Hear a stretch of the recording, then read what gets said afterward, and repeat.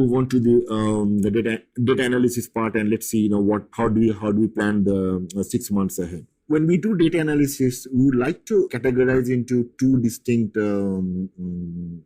I won't say zones, two distinct types. One is we need to understand and appreciate the data which we have, and based on that, we need to be able to predict whatever we want to predict. Now, when I'm looking at understanding the data, obviously, whenever you're predicting something, it will be based on some data. Understanding the data would form an integral part, and the kind of things which we need to understand the current data would be, we need to be able to make good visual representation, because the kind of insights one gets with simple charts, simple bar diagrams, and scatter plots, those are extremely important. Now, when we are looking at the data, we have variables that we want to predict, and we also have variables which we want to use to predict something. So essentially, we are looking at two things now. We are looking at what is called a univariate analysis. Univariate analysis would be looking at a particular variable in itself and trying to find out on an average how does that variable behave. Is it kind of bunched towards a particular number, or is it kind of very spread out? Does it have some obvious properties which we can exploit? And those are the kind of things which we do in the univariate analysis. What we also want to do in understanding the data is we also need to do what is called the multivariate analysis. And in a typical multivariate analysis, we are looking at the relationship between multiple variables.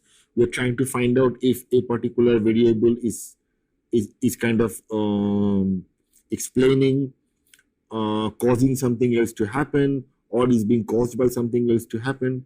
And these are the things which we need to be able to understand the past or understand the data. When it comes to predicting the future, there are two strands which we should be wary of. One is the kind of prediction which is sensitive to time, and those are typically the time series analysis. And the other kind of predictions are which are not sensitive to time, what we can call time invariant. Now, what are the broad difference between the two? Predictions which are time sensitive, by that what we mean is what we predict the particular value to be on a Tuesday should be different if the date changes from Tuesday to a Wednesday. If that's the kind of thing, we are looking at a time series analysis. The stock market would be an excellent example of that. That the stock price which you are going to predict for tomorrow will be different from what you predict or what you're going to predict the stock price maybe 5 days from now. So therefore, the time is a very important part in this kind of analysis, and we have to factor and account for that.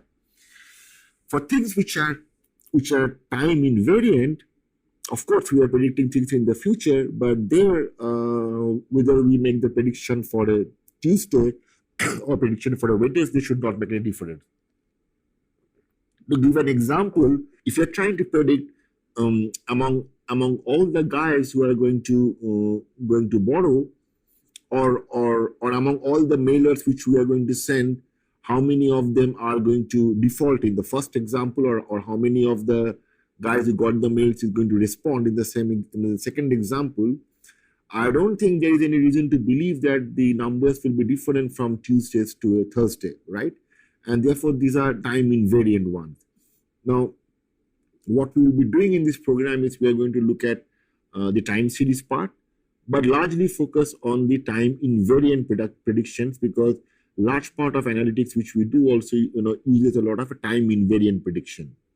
Now, within the class of time invariant predictions, I would again further subdivide into two branches. The first branch is called the unsupervised learning. The second branch is called the supervised learning. What's the distinction between the two? Well, in an unsupervised learning, there isn't a final outcome against which you can cross-check how accurate you are. Some of you might have heard about the term clustering. I'll talk about it a little bit, and you're going to learn about a whole lot of clustering in the program. But let me give you an example that if you have a large number of data, you can divide them into 3 or 4 clusters. And what it basically means is you're going to bunch the data into similar types and call it a cluster. Now, the cluster which you form, how good or how accurate they are, that question doesn't make any sense, because there is no natural cluster against whom which you can cross-check and say, this observation doesn't belong to cluster A but belongs to cluster B, and I have wrongly classified into cluster A. There is nothing against which you can cross-check, and therefore it's what we call an unsupervised learning. Supervised learning, on the other side, on the other hand, is where there is something against which you can cross-check. For example, if I'm trying to develop a model which predicts the defaulters from the good guys, the good borrowers, once I have classified the data into the defaulters and not defaulters, I can actually cross-check with the observations whether they actually defaulted or not defaulted. So to make it very simple, in an unsupervised learning, there is nothing to cross-check, but still we do a lot to kind of get better. And in fact, a lot of artificial intelligence which we do is based on unsupervised learning. Whereas in supervised learning, we are much more focused. We actually get there very directly, and we can cross-check and say, look, what we have predicted, how close it is to the actual, or how different is it from the actual.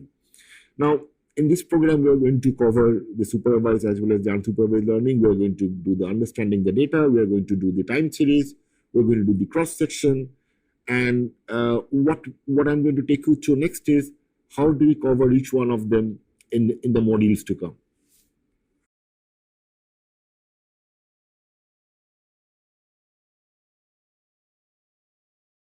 In other words, in the context of